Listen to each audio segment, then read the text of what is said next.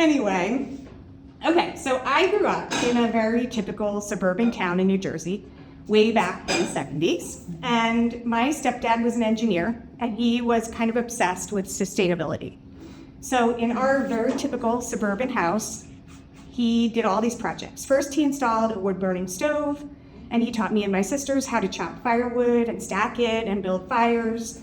And we never turned the heat on in our house. We'd come downstairs in the morning like hats and mittens until we got the fire going.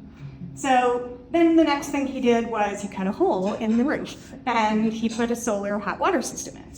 So we had these big glass panels on our roof with copper pipes, and underneath that, in our attic, he built a garden bed right next to our bedrooms.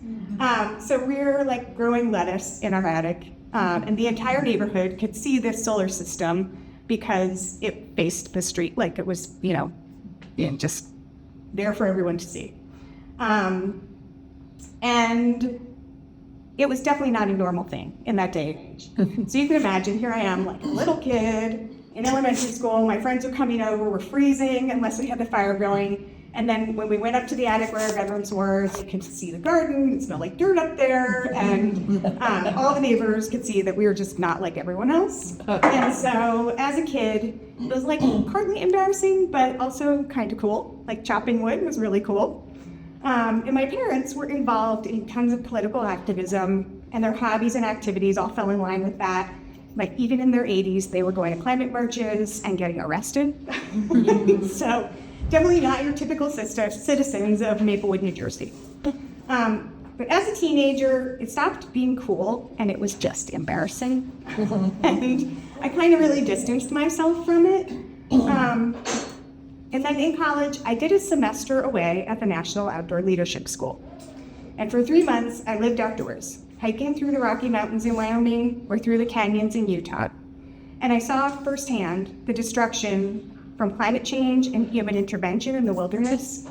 And even when we were many miles from the nearest road or building, it was clear how, through policy and government regulation, old white men in Washington were destroying our wilderness. We'd just suddenly come across cows grazing in the middle of this beautiful meadow because the Bureau of Land Management had leased the land to a rancher, and it smelled like cat poop, and the drainage was all messed up. And then we would see logging trucks cutting roads across swaths of untouched land, and then clear-cutting acres of cold-growth trees. It was shocking and eye-opening, and it broke my heart. But I didn't really make the connection that I could do something about it. After graduation, I moved to Colorado and started working at a ski resort, and I was a hiking guide in the summer. And in both of these jobs, I saw firsthand the effects of climate change year over year. There's less snow, the ski season starts later, ends earlier every year. I still teach skiing every weekend, and over that amount of time, I have really seen the changes. It's really sad to see how winter is going away. So when I had my daughters, I put them on skis as soon as they could walk, and I thought I was ensuring that they'd have the same kind of outdoor lifestyle that I had.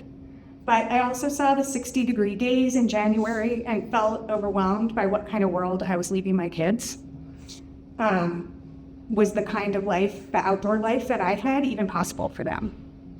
So my mother came to visit one time, and I shared this worry with her. And she asked, well, why aren't you doing something about it? I was like, well, I'm busy raising these girls. They're driving me crazy. I don't have time for this. And she was like, well, you still have to do something. Look at your light bulbs. They're incandescent. What are you doing?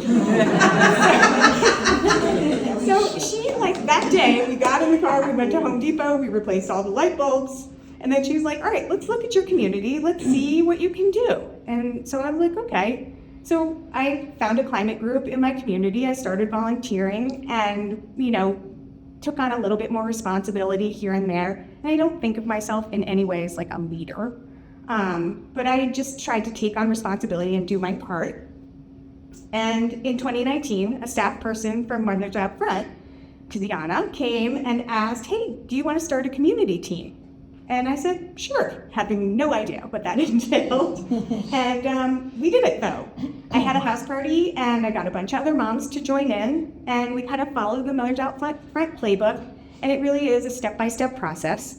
And we had some success. We got our school district to commit to switching their school bus fleet over to electric by 2035. And then we took that success to the state level, and we worked with our delegate to pass an electric school bus grant fund in Virginia.